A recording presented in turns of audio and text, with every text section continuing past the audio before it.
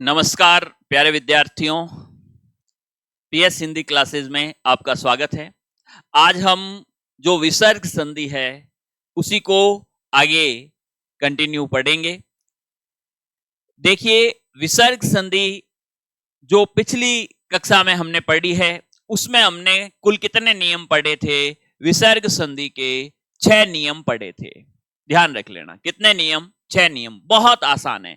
देखो, पहली चीज आपको क्या ध्यान रखनी है कि जो आपकी विसर्ग संधि है, ध्यान रहें, जो आपकी विसर्ग संधि है उसमें जो विसर्ग होता है वो 5 वर्णों में बदलता है।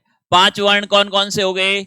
एक हो गया आपका स, एक हो गया स, एक हो गया स, या बदलेगा ओ में या र आधे में। 4 वर्ण आधे हैं, ओ स्वर है।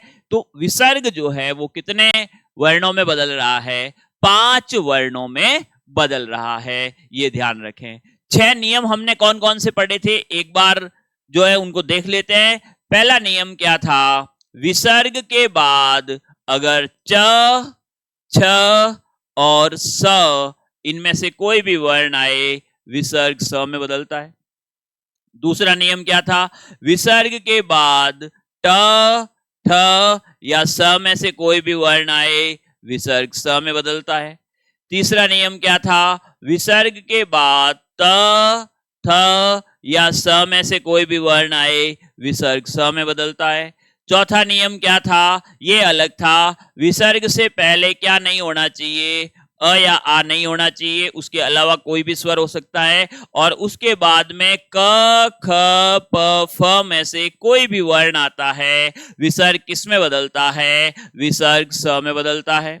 पांचवा नियम क्या था कि विसर्ग से पहले अगर अ आ जाए और उसके बाद में क, ख, प, फ में से कोई भी वर्ण आए तो विसर्ग जो है वो किसी में नहीं बदलता है। जैसे ही संधि होती है, संधि होने के बाद भी विसर्ग मौजूद रहता है। अगर विसर्ग से पहले अ है और बाद में क, ख, प, फ आ रहे हैं। अब इस नियम के कुछ अपवाद अपन ने देखे थे, जैसे भास्कर, नमस्कार, पुरस्कार, बृहस्पति, जहां पर क्या रहता है? अ या आता है, लेकिन उन सब में आपके दंत्य स में बदलता है विसर्ग। तो वो भी नियम, वो भी उदाहरण आपको ध्यान में रखने हैं। छठा नियम अपन ने क्या पढ़ा था? छठा नियम हमने ये पढ़ा था कि विसर्ग हो, विसर्ग से पहले ई या उ हो, विसर्ग के बाद में र आ जाए, संधि होने के बाद विसर्ग का क्या हो जाएगा? लोप हो जाएगा और ई का ई और उ का उ हो जाता है। ये 6 नियम हमने विसर्ग संधि के पढ़े हैं। अब है आपका 7वां नियम। 7वां नियम देखिए क्या कहता है। विसर्ग के पहले वाले वर्ण में अ का स्वर हो। अच्छी तरह समझ लेना, अब ये महत्वपूर्ण नियम है। विसर्ग के पहले वाले वर्ण में अ का स्वर हो तथा विसर्ग के बाद अ के अतिरिक्त कोई भी स्वर आए। देखो, विसर्ग से पहले वाले वर्ण में किसका स्वर है? अ का। और विसर्ग के बाद अ के अतिरिक्त कोई भी स्वर आए तो संधि होने के बाद विसर्ग का लोप हो जाएगा, बाकी कोई परिवर्तन नहीं होगा। ठीक है, वेरी वेरी इंपॉर्टेंट है। देखो क्या कह रहा है, ये आ गया आपका विसर्ग। विसर्ग से पहले क्या आना चाहिए? अ आना चाहिए। ये चीज ध्यान रख लेना। क्या कह रहा है? विसर्ग के पहले वाले वर्ण में अ का स्वर हो तो विसर्ग है, इससे पहले अस्वर होना चाहिए। कोई भी ऐसा शब्द हो जिसमें अ की मात्रा जुड़ी हुई हो, तथा विसर्ग के बाद अ के अतिरिक्त कोई भी स्वर आए। विसर्ग के बाद अ नहीं होना चाहिए, इसके अलावा कोई भी स्वर, यानी पीछे जो 10 स्वर बचते हैं उसमें से कोई भी आ सकता है। तो क्या होगा? संधि होने के बाद एक तो विसर्ग का लोप हो जाएगा, बाकी कोई परिवर्तन नहीं होगा। किस प्रकार से? देखिए, जैसे ततः धन एव है। देखो, विसर्ग है, विसर्ग से पहले आप देख लो क्या आ रहा है? अ आ रहा है। विसर्ग से पहले अ आ रहा है, विसर्ग के बाद क्या है? ए है, अ तो नहीं है ना, अ नहीं होना चाहिए, ए है। ठीक है, तो इसमें क्या होगा, सिंपल है, विसर्ग का हो जाएगा लोप और शब्द बन जाएगा तत एव। ये लीजिए, बाकी कोई परिवर्तन नहीं। तो यहां पे ध्यान रखें, तत एव, जैसे ही आपको कहे कि इनका संधि विच्छेद कीजिए, वापस क्या हो जाएगा, ततः धन एव हो जाएगा। ध्यान रख लेना, कौन सी संधि है, विसर्ग संधि। फिर देखिए, पयः धन आदि, देखो विसर्ग से पहले अ आ रहा है, विसर्ग के बाद आ रहा है, क्या होगा, विसर्ग का लोप हो जाएगा, बाकी कोई परिवर्तन नहीं होगा, ये बनेगा पय आदि। ध्यान रहे, एक आप पढ़ोगे पय धन आदि, ये बनता है पयादि, और इसमें है आपके दीर्घ संधि। ठीक है, पय आदि ऐसे लिखा हुआ है, तो ध्यान रख लेना, वहां पर विसर्ग संधि है और इसका संधि विच्छेद होगा पयः धन आदि। लेकिन पय धन आदि लिखा है, देखो विसर्ग तो है ही नहीं यहां पे, जब विसर्ग नहीं है तो अ और आ दोनों मिलके आ बन गए, ये हो गया आपके पयादि शब्द है ना, वो तो बनेगा किसमें, दीर्घ संधि में, और पय आदि शब्द किसमें बनेगा, ये बनेगा आपके किस संधि में, विसर्ग संधि में। फिर देखिए, मनः धन उच्छेद, ये आ गया आपका विसर्ग, और यहां पे क्या होगा, विसर्ग से पहले अ है, विसर्ग के बाद उ आ रहा है, ये बन जाएगा मन उच्छेद। ये लीजिए, कौन सी संधि है, विसर्ग संधि। लेकिन अगर विसर्ग नहीं आए और ये आ जाए ऐसे मन धन उच्छेद, अब आप खुद बताइए कौन सी संधि है, यहां पे अ है, यहां पे उ है, गुण संधि, और शब्द क्या बनेगा, मनोच्छेद, ये तो गुण संधि है। तो दोनों ही विशेष आपको ध्यान रखने हैं। फिर देखिए, यस इच्छा का संधि विच्छेद बहुत सिंपल है, इस यस को पहले ले जाओ, यसः धन इच्छा, ये लीजिए। नियम आया समझ में, क्या कह रहा है नियम, सिंपल है, क्या कह रहा है कि विसर्ग से पहले तो होगा अ, ठीक है, विसर्ग के बाद अ के अलावा जो 10 स्वर है उनमें से कोई भी स्वर आ जाएगा, अ नहीं आएगा, तो क्या होगा, विसर्ग का लोप हो जाएगा, बाकी कोई परिवर्तन नहीं होगा। ध्यान रहे, यह है आपका 7वां नियम। फिर एक उदाहरण इसी का है 7वें का, अतएव संधि विच्छेद करना है, अतः धन एव हो जाएगा। ये लीजिए, आ गई बात समझ में, ठीक है। फिर देखिए, यह है आपका 8वां नियम। 8वां नियम क्या कह रहा है, विसर्ग के पहले अ स्वर हो, विसर्ग के पहले अ का स्वर हो, 7वें में भी था, विसर्ग से पहले अ था, ठीक है, लेकिन 8वां भी कह रहा है विसर्ग से पहले अ का स्वर हो, तथा विसर्ग के बाद भी या तो आए अ, 7वें में अ नहीं आना चाहिए था, यहां ये क्या कह रहा है, विसर्ग के बाद भी अ स्वर हो, तथा या कोई भी घोष व्यंजन हो। ध्यान रखना, यहां घोष वर्ण नहीं लिखा है, घोष व्यंजन। देखो, आए तो विसर्ग किस में बदलेगा, ओ में बदलता है। अब देखो ये नियम क्या कह रहा है, अच्छी तरह से समझ लेना। ये नियम ये कह रहा है कि जैसे विसर्ग है, विसर्ग से पहले अ होना चाहिए, और विसर्ग के बाद में या तो अ आएगा या कोई भी घोष व्यंजन आ जाएगा। ध्यान रख लेना, तो क्या होगा, तो ये जो विसर्ग है ये ओ में बदल जाएगा। तो जिसके साथ ये जुड़ा रहता है उससे पहले उसके साथ इसकी ओ की मात्रा लग जाएगी। ठीक है, अब देखिए किस प्रकार से है, उदाहरण मैं आपको समझाता हूं। देखो, एक शब्द है मनः धन अनुकूल, अच्छी तरह समझ लेना। एक तो इस तरह से बनेगा, और एक शब्द है मनः धन रंजन, ठीक है, ये दोनों ही इस नियम के हैं। देखिए किस प्रकार से, मनः धन अनुकूल, विसर्ग से पहले आप देखो अ आ रहा है, ठीक है, विसर्ग के बाद भी अ, ये बाद में भी अ आ रहा है, आ रहा है। तो अब इसकी जो संधि होती है ना, ध्यान रख लेना, इसकी जो संधि होती है ना, वो दो तरीके से होती है। पहला तरीका क्या है, विसर्ग और अ दोनों मिलकर के किस में बदल गए, ओ में, और ओ की मात्रा किस में लग गई, न में, शब्द बन गया मनो नुकूल। ये लीजिए, ये शब्द बन गया। समझ में आई बात? यानी विसर्ग और अ दोनों मिलके क्या बन गए, ओ, और ओ की मात्रा किस में लग गई, न में, शब्द क्या बन गया, मनोनुकूल। एक तो ये तरीका होता है। दूसरा तरीका, जब भी ऐसी स्थिति हो कि विसर्ग से पहले अ हो और बाद में अ हो, तो ये जो अ है ना, ये कई बार अवग्रह चिन्ह में बदल जाता है। ये अवग्रह चिन्ह होता है, ये एस के आकार का है, इसको बोला जाता है अवग्रह चिन्ह। अब यहां पे क्या होगा, यहां पे क्या होगा, जब भी ऐसी स्थिति है तो सिर्फ विसर्ग बदल गया ओ में, और ओ की मात्रा इसमें लग गई, और अ बदल गया अवग्रह चिन्ह में, मनो अनुकूल। और अवग्रह चिन्ह के ऊपर लाइन मत खींचना, ये इस तरह से शब्द बना, मनो अनुकूल। अब यहां मैं आपको क्या बताना चाह रहा हूं कि मनः धन अनुकूल है, उसकी जब संधि करते हैं तो दो हमारे सामने विकल्प रहेंगे। एक में हमने क्या किया, अ को अवग्रह चिन्ह में बदला और सिर्फ विसर्ग को ओ में बदला, मनो अनुकूल बन गया। अवग्रह चिन्ह का उच्चारण भी अ ही होता है, तो ये हो गया मनो अनुकूल। एक तो ये बना। एक हमने क्या किया, विसर्ग और अ दोनों को मिला के क्या बना दिया, ओ बना दिया, और शब्द क्या बन गया, मनोनुकूल। अब क्या होता है, जैसे मन धन अनुकूल आ गया, आपको कहेंगे मनः धन अनुकूल की संधि होगी।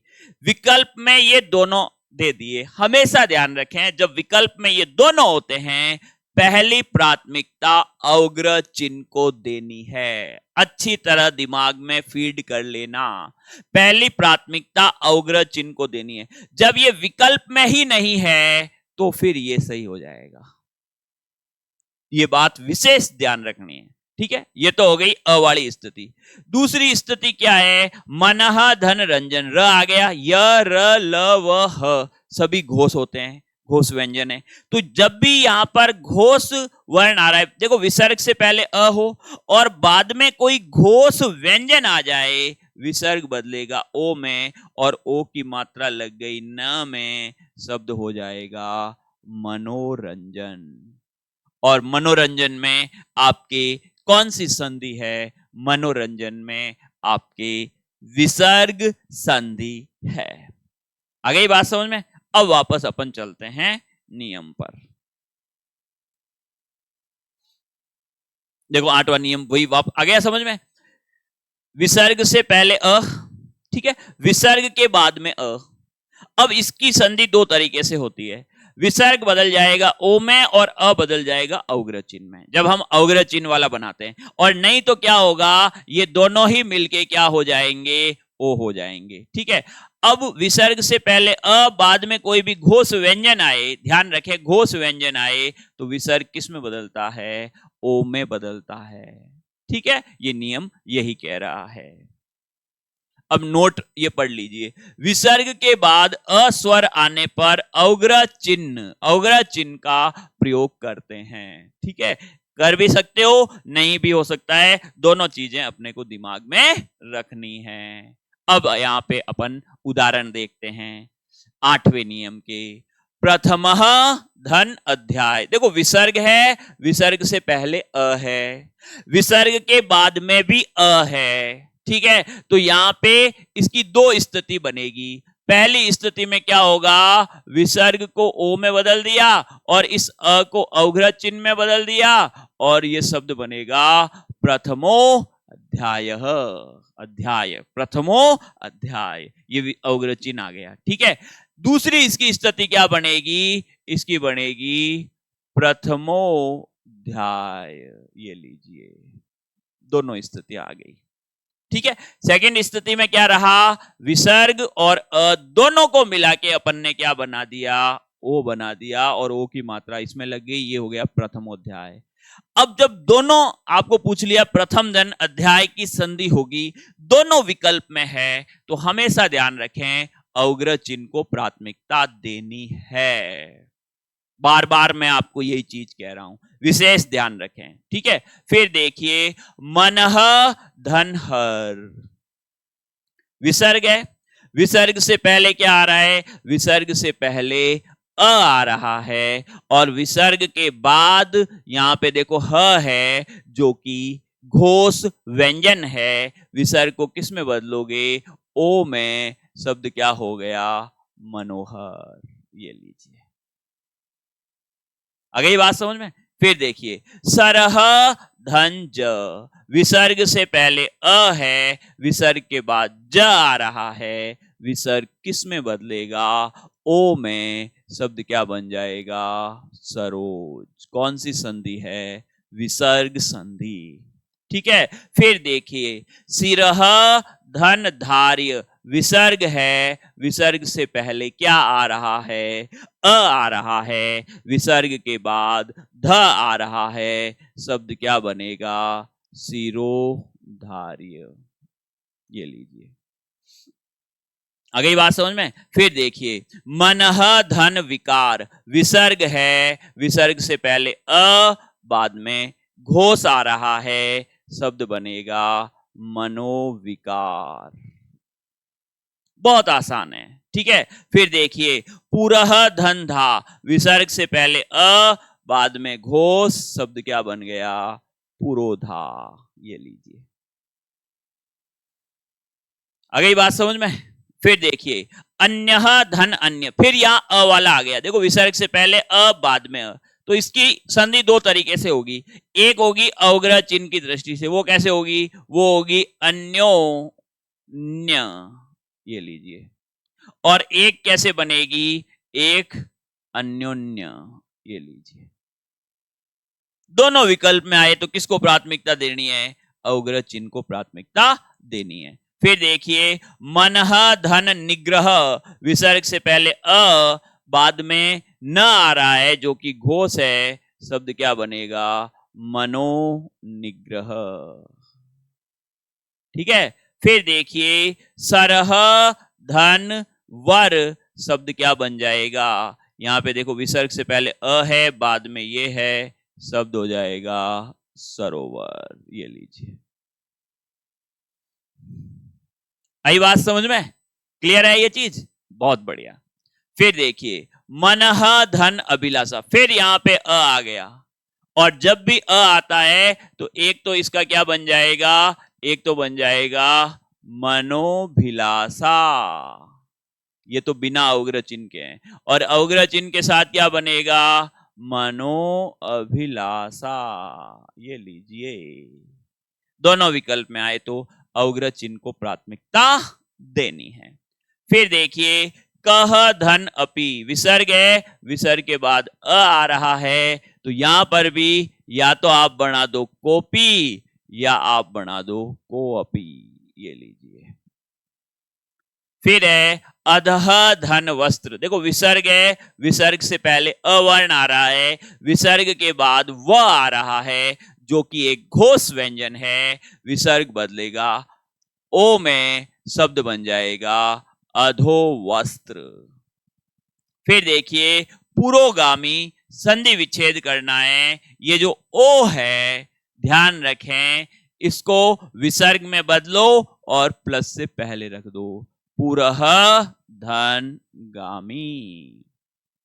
फिर देखिए मनः धन रंजन, संधि करनी है, शब्द क्या बनेगा, मनोरंजन। फिर देखिए पयः धन द, शब्द क्या बनेगा, पयोद। फिर देखिए तिरह धन भूत, संधि क्या हो जाएगी, तिरोभूत। फिर देखिए यशः धन वर्धन, संधि क्या होगी, यशोवर्धन। और तपह धन भूमि क्या बन जाएगा, तपो भूमि। ये लीजिए, जहां करते हैं तपस्या वो हो जाती है तपोभूमि, ठीक है। तो ये आप देख सकते हो 8वें नियम में किस प्रकार से संधि होती है। फिर यहां पे और देखिए सिरह धन रेखा, शब्द क्या बन जाएगा? सिरो रेखा। वयः धन वृद्ध शब्द क्या बनेगा? वयो वृद्ध। बहुत ही आसान, ध्यान रखें। मनः धन योग शब्द क्या बन जाएगा? मनोयोग। तपः धन बल शब्द क्या बन जाएगा? तपोबल। आ गई बात समझ में? बहुत ही आसान है या नहीं है? अगर आप अभ्यास करोगे ना, 2 बार इनको पढ़ लिया, मैं बता रहा हूं आप जीवन भर संधि नहीं भूलोगे। अगर इस तरह से अगर आपने संधि को तैयार कर लिया, फिर आपका संधि का प्रश्न गलत हो ही नहीं सकता। फिर आ गया मनो अनुकूल या मनोनुकूल, संधि विच्छेद हो जाएगा मनः धन अनुकूल। ठीक है। फिर यशोदा का संधि विच्छेद करना है। ओ जो है इसको बदलो विसर्ग में और प्लस से पहले रख दो, यशः धन दा हो जाएगा। ठीक है। फिर देखिए मनोनुसार, इसका हो जाएगा मन धन अनुसार। मनोज, ओ को विसर्ग में बदला, मनः धन अनुसार, मनः धन ज। मनोनुभूति, मनः धन अनुभूति, ये लीजिए। तिरोधान, तिरह धन धान।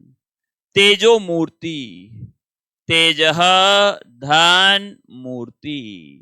नभो मंडल, नभः धन मंडल। मनोभावना, मनः धन भावना। आ रहा है समझ में? आएगा, धीरे धीरे आ जाएगा, थोड़ा समझने का आप प्रयास करो, है ना। यशोधरा, क्या हो जाएगा संधि विच्छेद? यशः धन धरा। पुरोहित, क्या हो जाएगा? पुरः धन हित। अधोगति, क्या हो जाएगा? अधः धन गति। उरोज, क्या हो जाएगा? उरह धन ज। मनोव्यथा का क्या हो जाएगा? मनः धन व्यथा। और रजोगुण का क्या हो जाएगा? रजः धन गुण। ये लीजिए, बहुत ही आसान। कौन सी संधि पढ़ रहे हैं? विसर्ग संधि। आया नियम समझ में? क्लियर है? नियम एक बार वापस समझ लें। विसर्ग से पहले क्या होगा? अ। विसर्ग के बाद या तो अ आएगा या क्या आएगा? या आएगा घोष व्यंजन। तो हमेशा ध्यान रखें विसर्ग किस में बदलेगा? ओ में बदलेगा। जब अ आता है तो अ अवग्रह चिन्ह में भी बदल सकता है और दोनों मिलके भी ओ हो सकता है। ये मैंने आपको समझा दिया है। अब देखिए अधोलिखित। अधोलिखित का क्या हो जाएगा? अधः धन लिखित। छंदोमय, क्या हो जाएगा? छंद धन मय। तपोधन का क्या हो जाएगा? तपह धन धन। यशोगान का क्या हो जाएगा?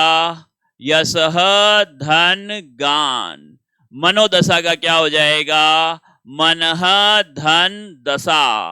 सिरोरूह का क्या हो जाएगा? सिरह धन रूह। ठीक है, ये हो जाएगा आपके सिरोरूह। आगे बात समझ में? कौन सी संधि पढ़ रहे हो? विसर्ग संधि। फिर देखिए, यह था 8वां नियम। अब है विसर्ग संधि का 9वां नियम। किस प्रकार से है देखिए। विसर्ग से पहले अ आ के अतिरिक्त कोई भी स्वर हो। ये क्या कह रहा है कि विसर्ग से पहले अ आ के अतिरिक्त कोई भी स्वर हो तथा विसर्ग के बाद कोई भी घोष वर्ण आए तो विसर्ग र में बदलता है। ये देखो, ये क्या कह रहा है कि विसर्ग है, विसर्ग से पहले अ और आ ये नहीं होने चाहिए। इसके अलावा जो पीछे 9 स्वर बचते हैं उनमें से कोई भी आ सकता है। ठीक है, विसर्ग से पहले अ नहीं हो, उसके अलावा कोई भी स्वर हो सकते हैं जो 9 स्वर बचते हैं। और विसर्ग के बाद कोई भी घोष वर्ण आ जाए, यहां स्वर व्यंजन की बात नहीं है, कोई भी घोष वर्ण आ जाए तो हमेशा ध्यान रखना ये जो विसर्ग है ये र में बदलता है। किस में बदलता है? र में। ठीक है, देखिए विसर्ग से पहले जो ये अ या आ है ये नहीं होने चाहिए। इसके अलावा कोई भी नौ स्वर आ सकते हैं, और विसर्ग के बाद कोई भी घोष वर्ण आता है, विसर्ग किस में बदलेगा? विसर्ग बदलेगा र में। देखिए उदाहरण देखिए, आसीह धन्यवाद। देखो विसर्ग है, विसर्ग से पहले अ के अतिरिक्त स्वर है, तो देख लो ई आ रहा है, अ या आ नहीं आ रहा। ठीक है, सही है। बाद में देखो व आ रहा है, व, य, र, ल, व, ह कैसे वर्ण होते हैं? घोष वर्ण होते हैं। विसर्ग को किस में बदलना है? र में। विसर्ग आधे र में बदलता है। अब देखो ये विसर्ग बन गया आधा र। आधा र कभी बीच में नहीं लिखा जाता है, तो क्या होता है? वो उसके पीछे वाले वर्ण के ऊपर रेफ के रूप में लगता है। शब्द क्या हो जाएगा? शब्द हो जाएगा आशीर्वाद। माता पिता और गुरु का जो आशीर्वाद है ना, वो हमेशा आपके ऊपर रहना चाहिए, तब आप रुकने वाले नहीं हो, और आपके लिए जो भी आपका लक्ष्य है वो काफी आसान हो जाता है। फिर देखिए बहिह धन आगत। अब यहां पे देखो विसर्ग है, विसर्ग से पहले ई आ रहा है, यानी अ के अतिरिक्त स्वर है। विसर्ग के बाद आ रहा है, आ यानी स्वर, और स्वर क्या होता है? घोष होता है। तो विसर्ग किस में बदलेगा? र में बदलेगा। तो ये देखिए ये इस तरह हो जाएगा, बहिर धन आगत हो गया। ठीक है, अब यहां पे देखो ये आधा र है ना, और पीछे यहां स्वतंत्र स्वर आ रहा है, तो ये आ इस र में मिलकर के इसको क्या कर देगा? पूरा कर देगा। शब्द क्या बनेगा? बहिरागत। ये लीजिए, अब आपको कह दे बहिरागत में कौन सी संधि है? बहिरागत में विसर्ग संधि है। समझ में आया या नहीं आया? भाई विसर्ग बदला र में, र आधा बनता है। यहां देखो ये आ खुद स्वर आ रहा है, ऊपर में क्या था? यहां पर व था, स्वतंत्र स्वर नहीं है, यहां पे पहले व्यंजन आ रहा है, तो इसलिए ये आधा ही रहा, और यहां पर स्वर है, तो इसको पूरा कर रहा है। शब्द बन गया बहिरागत। ठीक है, आया समझ में? आएगा, अब तो समझ में आ ही रहा है। ये हो गया बहिरागत। ठीक है, फिर देखिए नीह धन आशा। यहां भी वही है, विसर्ग है, विसर्ग से पहले अ के अतिरिक्त स्वर है, देख लो ई आ रहा है, बाद में आ रहा है जो कि एक घोष वर्ण है। विसर्ग को किस में बदलोगे? आधे र में, और आधे र में किसकी मात्रा लग जाएगी? आ की। शब्द क्या बन जाएगा?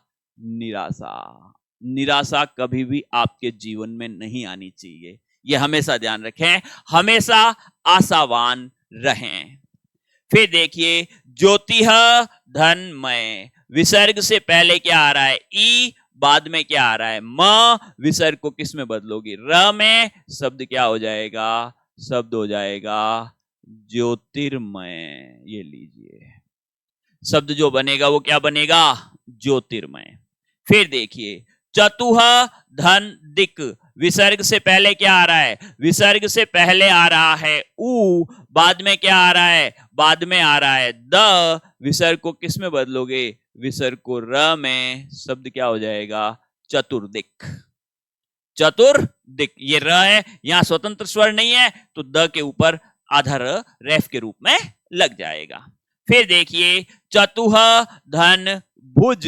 शब्द क्या बन जाएगा? शब्द बन जाएगा चतुर्भुज। यहां पर भी रेफ के रूप में र लग जाएगा।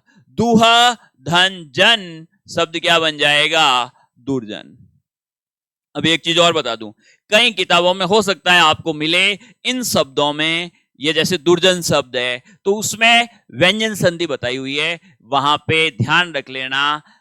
उन्होंने अपने हिसाब से हो सकता है सही बताई हो, लेकिन परीक्षाओं में जब भी प्रश्न आए हैं इस तरह के शब्दों में विसर्ग संधि मानी गई है। ठीक है, फिर देखिए नीहा धन इक्षण। विसर्ग है और यहां पर र में बदलेगा और र में ई की मात्रा लग जाएगी, शब्द हो जाएगा निरीक्षण। फिर है नीहा धन ईह। शब्द क्या हो गया? शब्द हो जाएगा निरीह, क्योंकि पहले तो र में बदला और र में किसकी मात्रा लग गई? ई की मात्रा। फिर देखिए दूहा धन अवस्था। विसर्ग बदलेगा र में लग जाएगी अ की मात्रा, शब्द हो जाएगा दुर्वस्था, दुर्वस्था होगा। दुरावस्था शब्द गलत होता है। दुरावस्था जो लिखा हुआ है ना शब्द कहीं भी आता है जो गलत है, शब्द दुर्वस्था ही होगा। नीहा धन, धन विसर्ग र में बदला और शब्द हो गया निर्धन, ये लीजिए। दूह धन बुद्धि विसर्ग र में बदला और शब्द हो गया दुर्बुद्धि, ये लीजिए। ठीक है, आ गई बात समझ में? क्लियर है? चलिए, ये तो थी संधि। अब है संधि विच्छेद। संधि विच्छेद में हमें क्या करना है? जहां भी आधा र आ रहा है उसको विसर्ग में बदलो, प्लस से पहले रख दो। जैसे आयुर्वेद, संधि विच्छेद हो जाएगा आयुह धन वेद। जैसे आशीर्वचन, क्या हो जाएगा? आसीह धन वचन।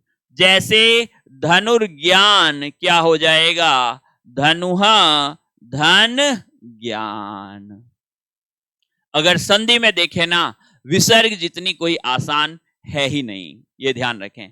दुर्गुण का संधि विच्छेद करना है, बहुत आसान, दूह धन गुण हो जाएगा।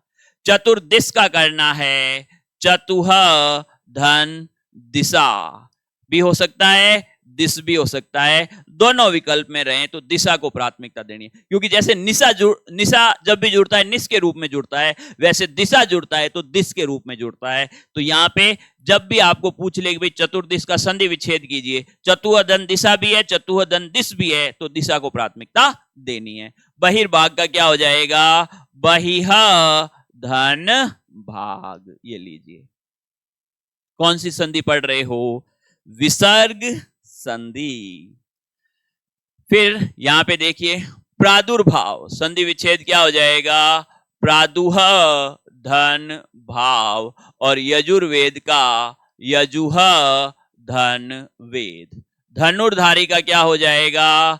धनुह धन धारी और ज्योतिर्मय का क्या हो जाएगा? ज्योतिह धन मय, ये लीजिए।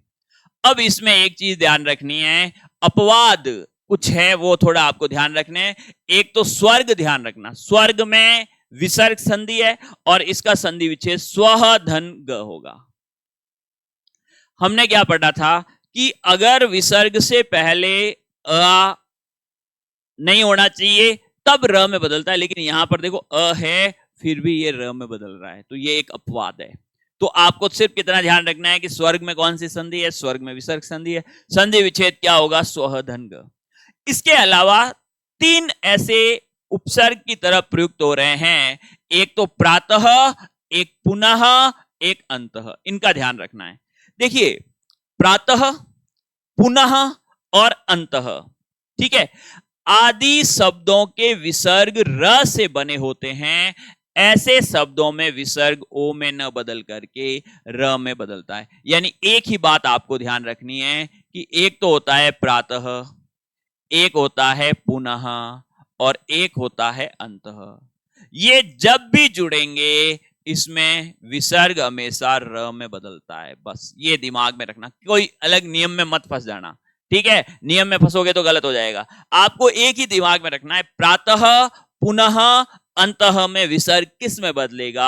र में बदलेगा। तो देखिए पुनः धन जन्म है तो विसर्ग को र में बदल दो, शब्द हो जाएगा पुनर्जन्म, र आधा ही बनेगा।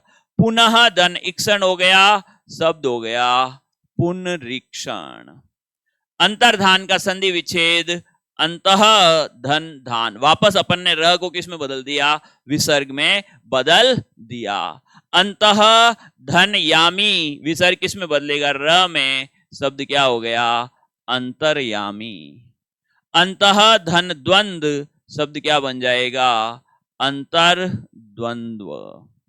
अंतर्गत का संधि विच्छेद क्या हो जाएगा? अंतः धन गत। अब इन सब में पूछ ले कौन सी संधि है, तो विसर्ग संधि है। बस ये चीज आपको ध्यान रखनी है।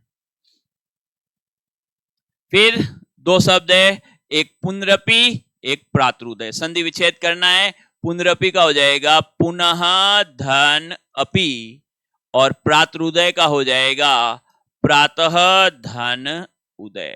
ये लीजिए, आ गई बात समझ में?